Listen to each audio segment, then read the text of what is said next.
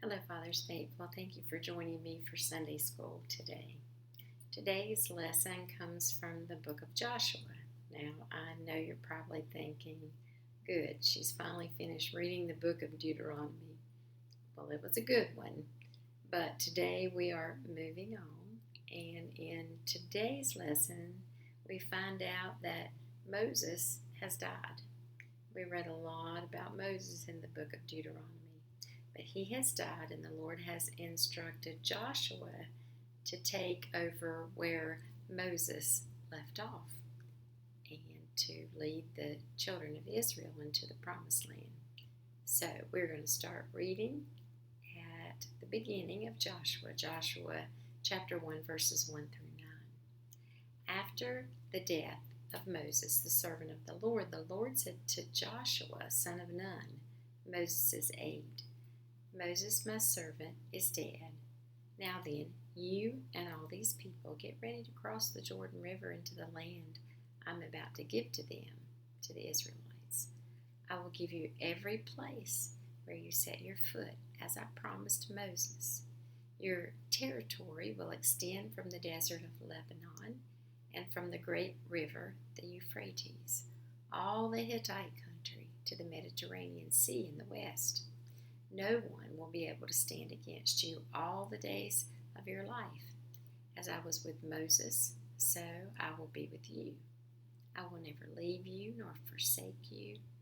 Be strong and courageous, because you will lead these people to inherit the land I swore to their ancestors to give them. Be strong and very courageous. Be careful to obey all the law my servant Moses gave you. Do not turn from it to the right or to the left, that you may be successful wherever you go. Keep this book of the law always on your lips. Meditate on it day and night, so that you may be careful to do everything written in it. Then you will be prosperous and successful. Have I not commanded you? Be strong and courageous. Do not be afraid. Do not be discouraged, for the Lord your God will be with you wherever you go. You know, most of us have experienced moments when life suddenly changes. Our family did recently when our dear mother passed away unexpectedly to us. It changed our lives completely, and we miss her every day. Maybe your spouse or a parent received a difficult diagnosis recently, or maybe your job came to an end. Maybe one of your children moved away. A crisis came without warning. And in those moments, we often find ourselves asking, can I really do this? Well, this is exactly where Joshua found himself in chapter 1 of the book of Joshua. For 40 years, Moses had been Israel's leader. He had stood before Pharaoh. He had led the people through the Red Sea. He had climbed Mount Sinai. He had spoken with God face to face. And Moses was not only Israel's leader, he was Joshua's mentor. He was Joshua's teacher, his spiritual father. And now Moses was gone. The promised land still lay out ahead, and Joshua suddenly found himself standing in the shadow of Moses, and the job that he had before him seemed very overwhelming. Maybe that's why God repeats that same command over and over. Be strong and courageous. He says that in verse 6, verse 7, and verse 9, 3 times in 4 verses. You know, whenever God repeats himself, he's emphasizing something very, very important.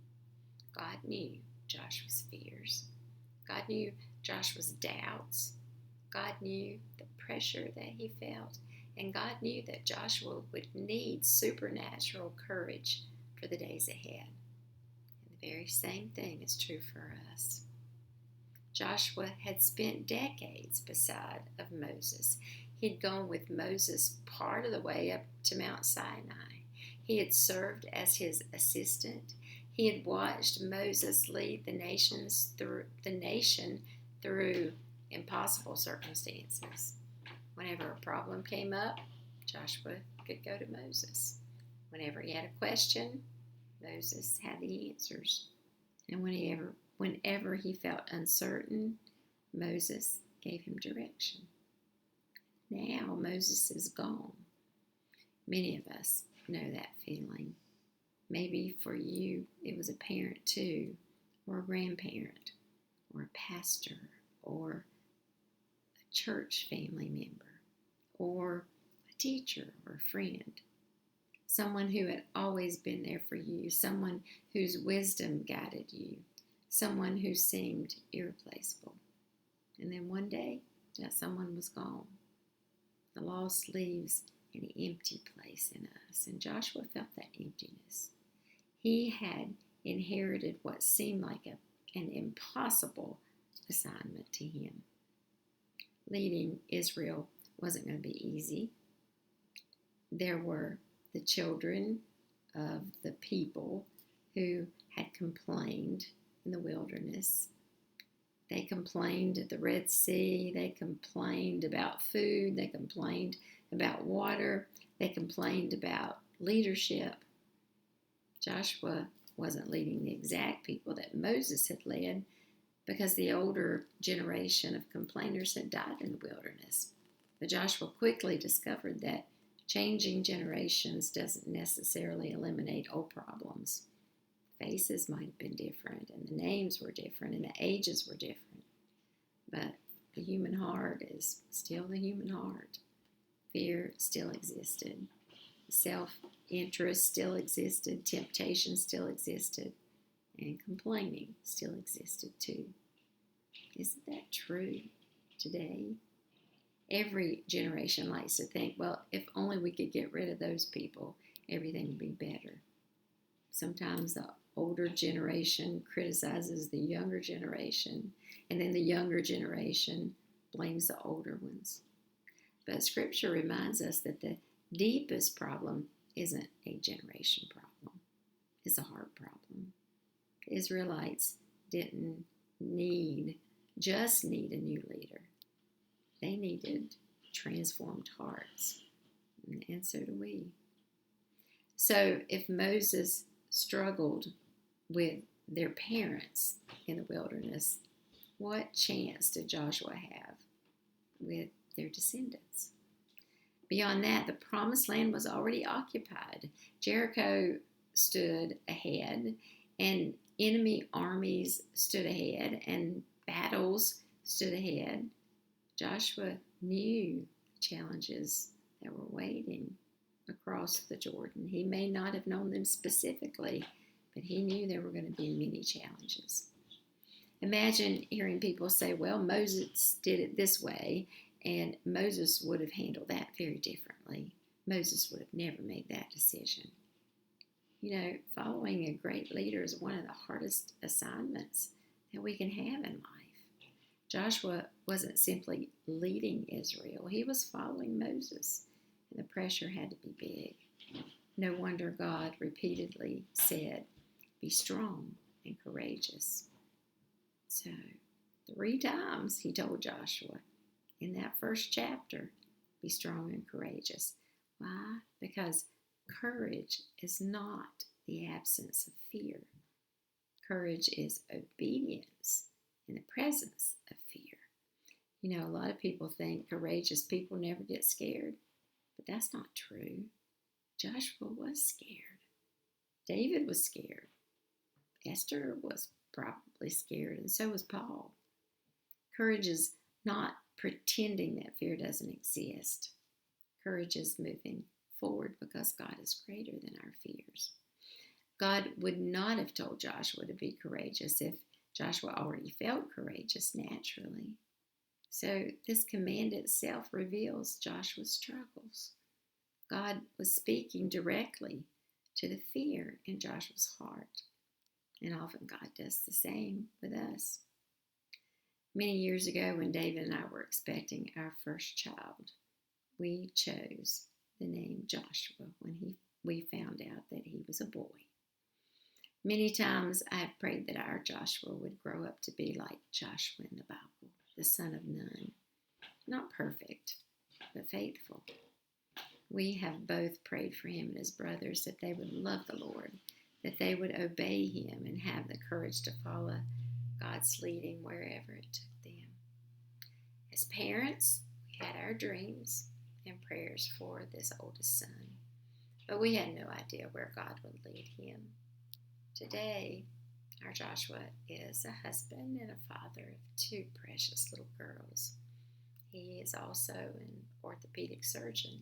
He specializes in hands and elbows and shoulders. And I've often thought about what a tremendous responsibility God has entrusted to him. And I can't imagine the pressure that he feels. A patient walks into the operating room unable to use his or her hands to button a child's coat, hold a grandbaby's fingers, prepare a meal, or to write a letter, or to play the piano like I do, or to turn the pages of a Bible, or just to fold those hands in prayer, because those hands are broken or injured or diseased. And our Joshua does what all those years of training have equipped him to do. He studies, he prepares, he operates. But when the surgery is over, he can't heal. Yes, he can repair, and he can set, and he can reconstruct, but only God can bring the healing. Only God restores the strength. Only God causes those bones to knit back together. Only God can make those tendons move and those nerves work again. Psalm 127:1 says, "Unless the Lord builds the house, the builders labor in vain." In much the same way, unless the Lord heals the hand, the surgeon's work is incomplete. You know, God calls people into holy work in all kinds of places. Some do stand behind pulpits. Some teach in the classrooms. Some raise children at home. Some care for aging parents. Some serve meals. Some sing in choirs. And some sit in beside hospital beds. And some, like Joshua, walk into operating rooms. The question is not whether the assignment is difficult. The question is whether we'll trust God enough to obey him. Because the very same God who said to Joshua, son of Nun, "Be strong and courageous," still speaks those words today. I think that's why God repeated those words to Joshua over and over. Joshua was not being asked to do something easy. He was asked to do something impossible without help from God. And so are we. Whether you're leading a nation or raising grandchildren or caring for a spouse who's sick or facing a frightening diagnosis yourself or standing for biblical truth or beginning a new chapter after a tremendous loss or just trying to be faithful in the place God has assigned to you, the command is the very same. Have I not commanded you? Be strong and courageous. Do not be afraid. Do not be discouraged, for the Lord your God will be with you wherever you go. And think about this. Hands matter in Scripture. Moses held up his hands while Israel battled the Amalekites. Remember Aaron and Hur helping him do that? That's a whole new lesson, one of my favorites too. Joshua lifted his hands in surrender and obedience before the commander of the Lord's army, and Jesus stretched out his hands to touch lepers and to bless children and to break bread with his disciples. And then he stretched out his hands on that cross to save us. Today, God still uses willing hands, surgeons' hands, carpenters' hands, grandparents' hands, parents' hands, children's hands. He uses our hands to accomplish His purposes in this world. The courage God asks of us is not confidence in our own hands. It's confidence in the nail-scarred hands of Jesus. Because when our shaky hands are placed into His faithful hands, we can do whatever He calls us to do. So be strong and be courageous. The Lord your God will be with you wherever you go. Thank you for listening to the lesson today. Thank you for the prayers that you've prayed for our friends and our families. We'll continue to pray for you.